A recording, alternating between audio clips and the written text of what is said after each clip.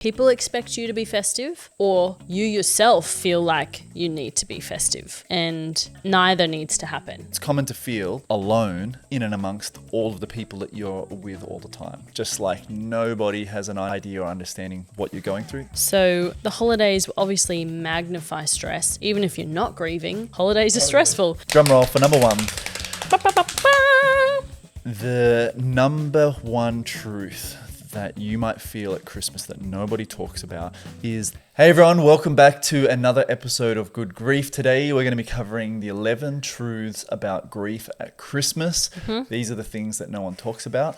I'm joined by my wife Kaylee, and my name's Ryan, if you don't know. We don't often say our names on the podcast. We forget to tell you guys, for those who are new here. But whether you're new or coming back, I have a question prepared for my wife, and I'd love to know what is at the top of your Christmas wish list this year? Oh, dang. Okay. Well, I have thought about this for a little while now, and I would actually really love our listeners to rate and review our podcast this year. That's amazing. That would be a great gift. Yeah. It'd be so nice, and that every review and rate just helps us reach more people. So, yeah. Did you say reach more people? Did you say two words at once then? Did I? I don't know. Reach is a word. Yeah. Is that what you said? Yeah. Okay, cool. It's going to reach more people. Yeah, it's going to reach more people. By rating and reviewing. Hope I didn't say breach. I don't know what you said. I'll have to watch the replay myself. But by rating and reviewing, you will help reach more people who are in a same or similar spot to you. So, yeah, 100%. Please help Kaylee with her Christmas present this year. I thought you were going to say help Kaylee with her words. That too. I am the woman in brown, and you are the man in black. I'm in the man in black. This week, I mean, I love Johnny Cash, and you do. I don't know if we've got any Johnny Cash listeners or fans. Raise your hand. Let us know. Yeah, raise your hand. I see that hand. But he has a song called The Man in Black, and the final verse in the song I think is so relevant to grief. And through the song, he's talking about the people that are poor and beaten down and hungry or in prison or grieving. But at the end, he says that I'd love to wear a rainbow every day and tell the world that everyone's okay. But till then, I'll carry a little darkness on my back, and I'm the man in black. Wow. I'd never heard those lyrics. He says, till things are brighter, you've played I'm the that man song. in black. So Yeah. I'm in black today. I'm wearing it for everybody listening in these holidays. I don't always wear black, but Look, you wear black a lot, let's be real. Yeah, and reflecting on my grief journey, I've said this before, if I could go back, I think I would have worn black for an entire year. I probably would have done that just to really, to mourn and also show my grief in that way. Probably prompt some conversation or remind people that, hey, it's not just the first month, 6 months to 9 months, it's a year, it's longer than that. But anyway. Which is funny because we all wore and asked people to wear colours at my mum's funeral, and that's what we felt like her celebration. We called it her celebration. That's what we felt like she would want us to do, and that was heavy on us. Like, we need to wear as much colour as possible. And yeah, so how funny is that? And everyone grieves differently. That's so... My dad wore a lot of colour as well. Yeah. But yeah, interesting. Anyway. But also that's just how you grieve. That's right. How you were feeling, and that felt right, would feel right to you. Yeah. Anyway, so our episode today. Yeah. What are we talking about? 11 truths about grief at Christmas, and this is stuff that no one talks about. And within our families and our communities, this can be really misunderstood, not expected or prepared for. So we want to prepare all of you that maybe this is your first Christmas, we've talked about that, or maybe it's your second, fifth, wherever you are in your story. These things come around and can surprise us. So if we can best prepare you, we're going to do our absolute utmost to do that. So we're just trying to keep it real over here. Yeah. So where should we start? We got 11. We'll start with 11. We're going to go backwards. We'll count down. Yes. Because we've got a top 3 that we think are really crucial and that will be really helpful. Yeah. Do you want to kick us off with number 11? All right. We didn't roll a dice, but I'll kick us off. Number 11 is, we've called it the empty space. And this is this resembles all of the traditions during Christmas and the events that actually remind us and amplify the feeling and the knowing that our person or our loved one isn't here. Yep. And so we get invited to things, we're expected to buy things or prepare things, make things.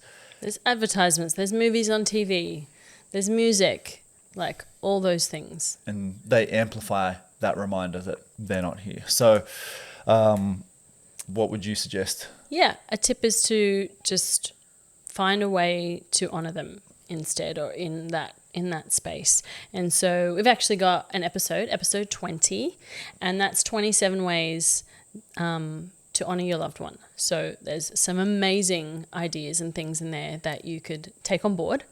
Put your own twist on them, however you like. But yeah, there's some really, really good ways to honour your loved one, and that's super good. That's the tip. While you've got the mic, do you want to share number 10? Number 10.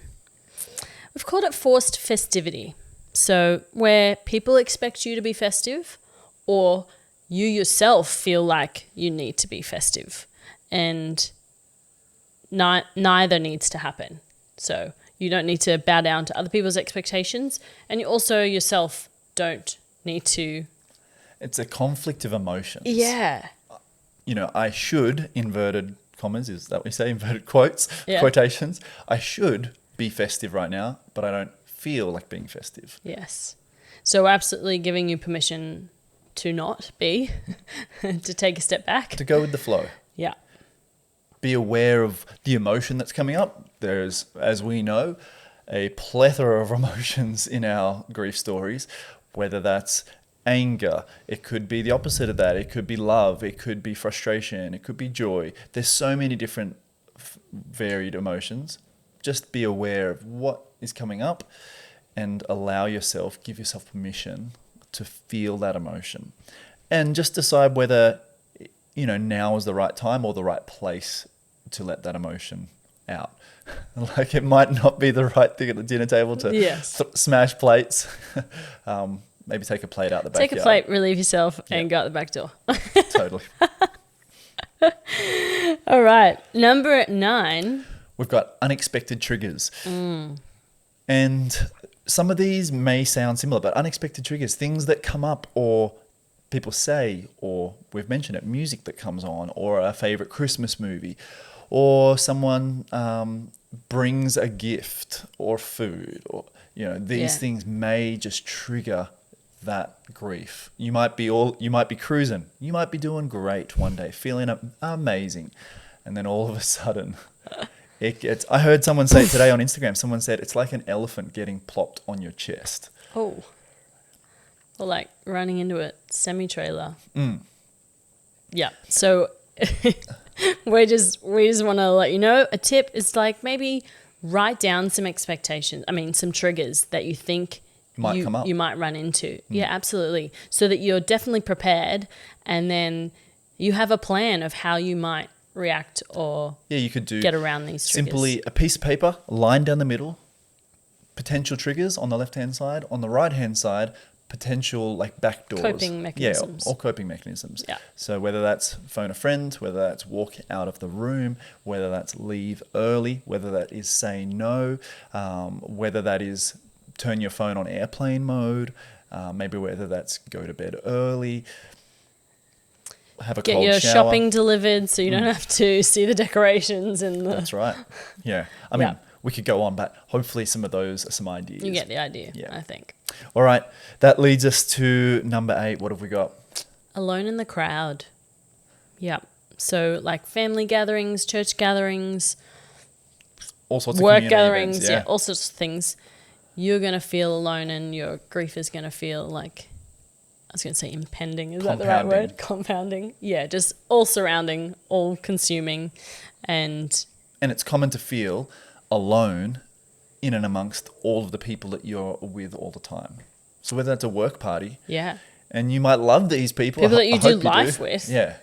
And you can just feel so isolated and so alone, just like nobody has an idea or understanding what you're going through. It's totally normal. Yeah. What do you suggest?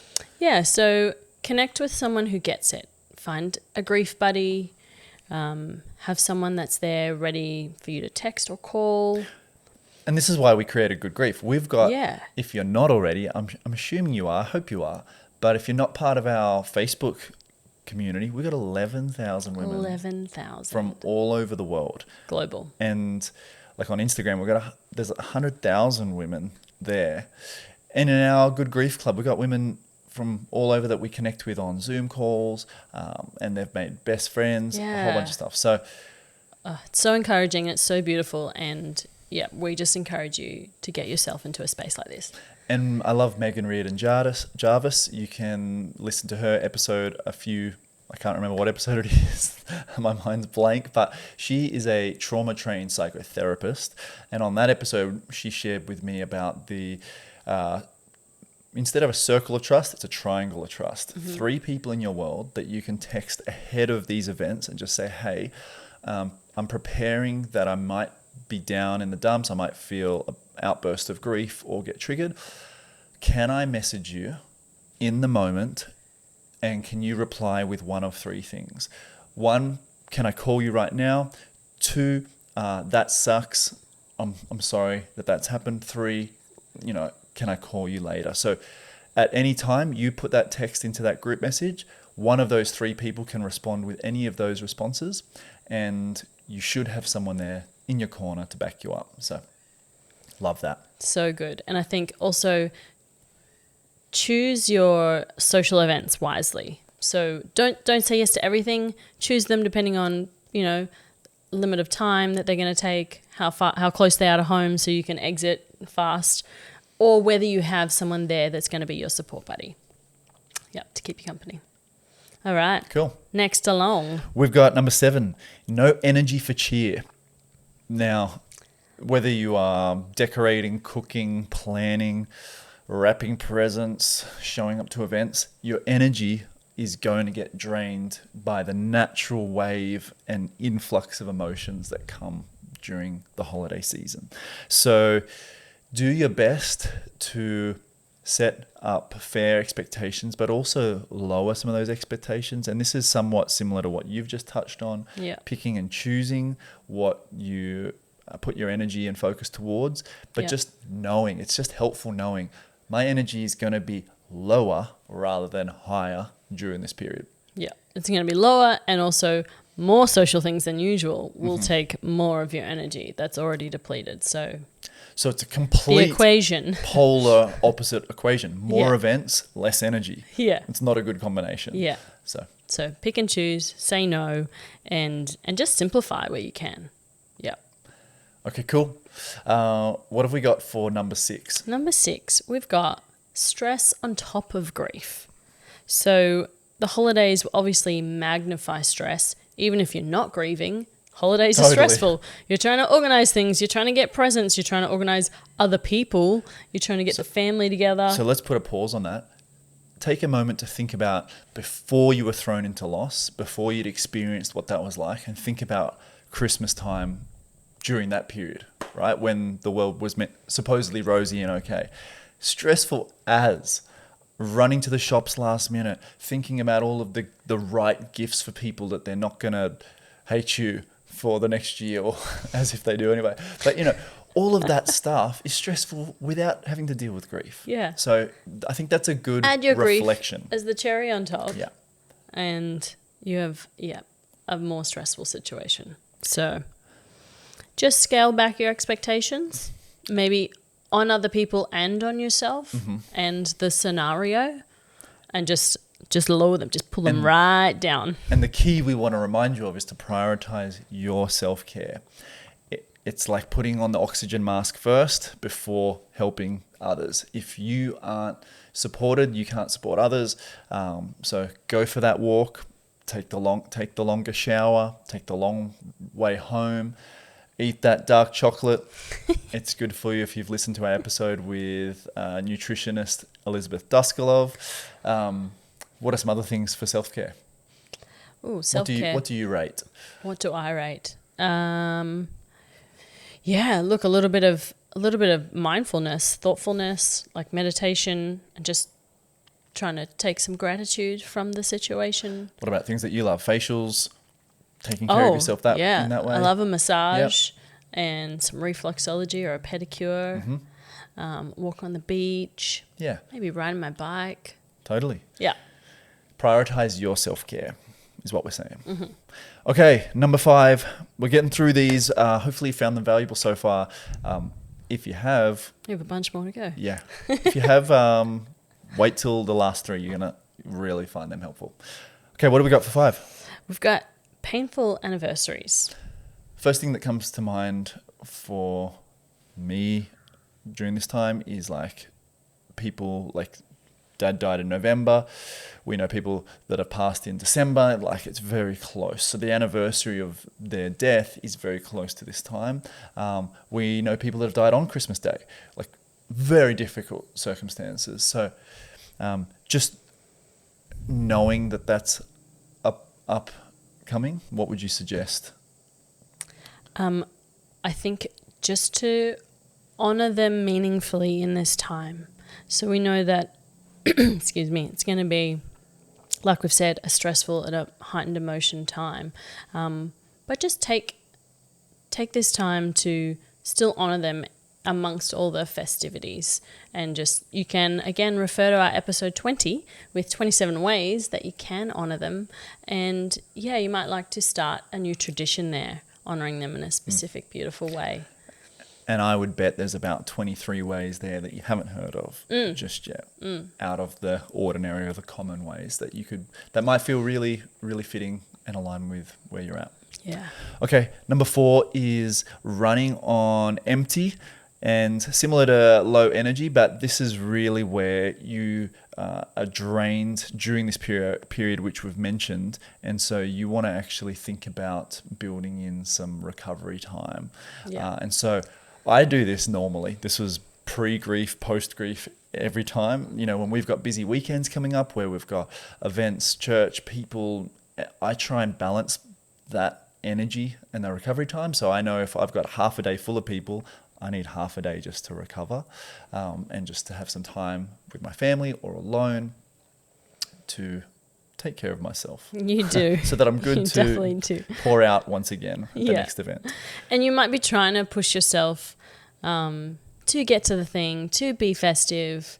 And so you might be suppressing some emotions, and that is gonna drain you and drain you faster when you're not releasing. What does Shrek say? Those energies. What does Shrek say? He says better out than in. Does he? Yeah. Oh, what's he talking about though? We're talking about emotions. Better out than in. Don't suppress them. Yeah. And then I love what our Good Grief Club member Rylan shared on one of our recent support calls. She said her favorite thing is to arrive late and leave early. And I think that's such a great way to miss all of the commotion and all of the cheer and the hugs and stuff. Just come a little later than everybody else, slide in, and then leave early. And that's a nice way just to be aware and avoiding some of those things. Yeah, if only we could wear a neon sign like, I'm grieving, be kind to me, let me leave. Oh, that brings us to our top 3. It does. Are you ready? Are you ready? I'm ready. To all of you listening, are you ready? Yeah, are you ready? How should we do this? Let's go. Drum roll. Number 3. We have awkward comments. Oh. Awkward comments, painful comments. They will happen. And the thing is, well-meaning people still say things that feel dismissive or like they don't understand your pain or don't care about your pain. Yeah. It's a reality. All right, it's out there now. Everyone knows it. They're coming. These comments are coming for you. Now, how do we get around that? I think we need some ammunition on like what's something simple that we can say in return to them, some of these that really just nip it in the bud and... Short, sharp. And we can move on. How's it go? Hasta la vista, baby. That's what I was going to say because you loaded up the shotgun. That's my ammunition. You might simply say... I appreciate your concern, but that's not helpful. That's it. I appreciate your concern, but that's not helpful. And after that, you can simply say, I need to use the restroom. Yeah. Like, that's a great out. Yeah. I'm going to go get some air. this I'm is going to get another drink. Totally. Yeah. But I'm going to see that person. But I will say the restroom's the best one because no one's inviting themselves to the restroom with you. Yeah. Like, I'm saying restroom because of sometimes girls do, but American friends. in that moment, no we one's say going toilet to. here. That's really weird for Americans to say I'm going to the toilet. Sometimes we say restroom. bathroom. Yeah. The restroom's the best. I use this just in awkward conversations, just in general, or if like that conversation feels like that has come to a close, I'll say, hey, I'm going to the restroom. Because no one's going to go, no, you don't need to go. Right. And rarely do stop. they say, I'll see you when you're back. Like, Yeah. it's just awkward. They know. Yeah. So, no, they don't know that you're trying to get out, but You reckon? they're not waiting for the conversation. Sure. By the next, time you come back, someone's already offered them an eggnog or a Yeah. slice of Christmas cake or whatever. Yeah. So, Or their child's pulled on them. And, Mom. so just to revisit this is really important. I appreciate your concern, but that's not helpful. That's all you need to say. That may open up conversation. If you want to continue talking, they might say, "Oh, I'm really sorry." Like, How could I better be supportive?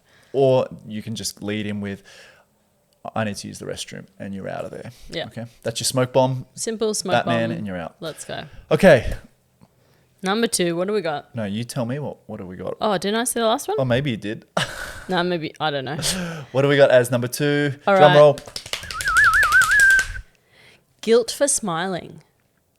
This is a big one, I reckon. So this comes in at number 2, and you might be okay in your grief in this moment. You might be having a good time. You might be enjoying the festivity, but then all of a sudden it hits you and you think of them and you're like, oh. And then the guilt sets in and you all of a sudden feel guilty for enjoying yourself, for having a smile on your face, for experiencing joy. Laughing. Yeah. Whatever it is, meeting someone new. And that's the reality. Mm-hmm. Did you feel that? 100%. Yeah. Yeah. Yeah. It's okay.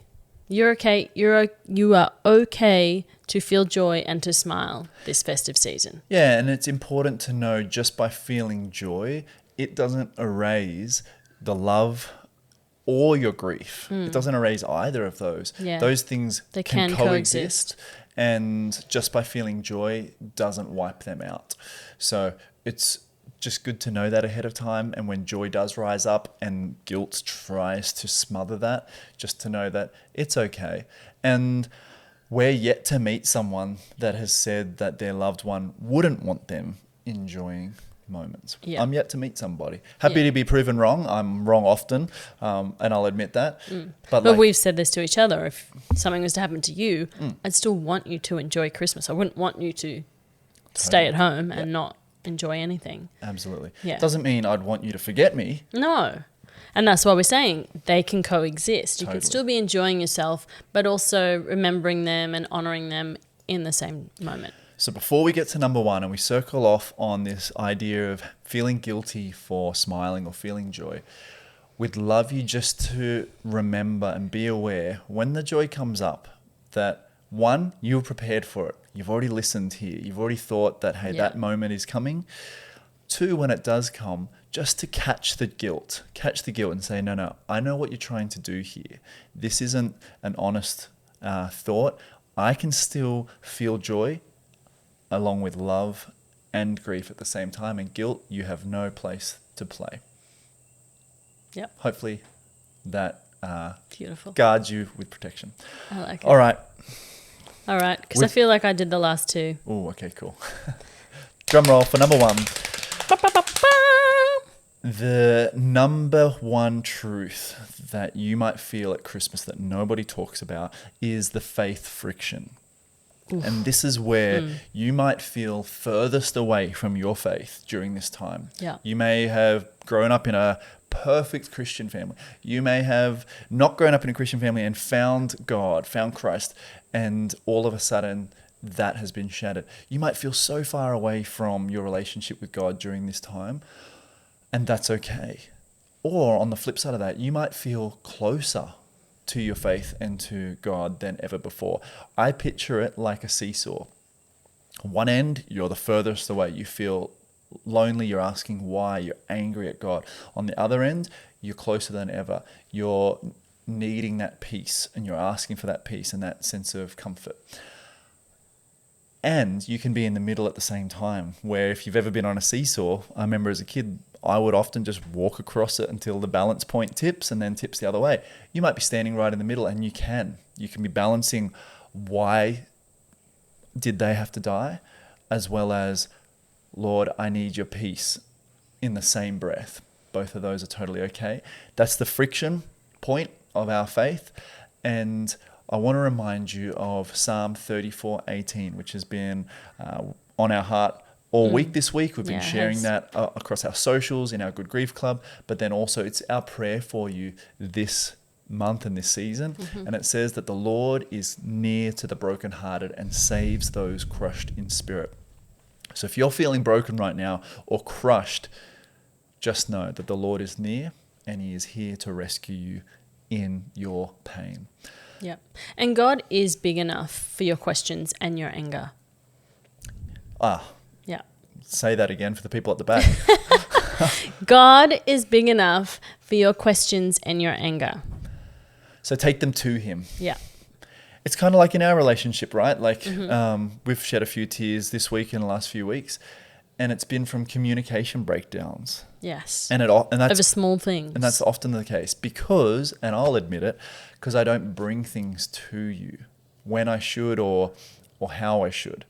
And it's the same with God. When we withhold things, when we don't take them to him, they get pent up. Things, and we feel that anxiety, that breakdown of relationship. And so take your request to God. And it says in Philippians, present your request to God with thanksgiving, and the peace of God, which surpasses all understanding, will guard your heart and your mind in Christ Jesus. And that's what we need during Christmas and the holiday seasons especially. And that's our prayer for you. So absolutely. And if you can't today, maybe you can tomorrow, or maybe you can next week. But he is patient and he'll wait for you.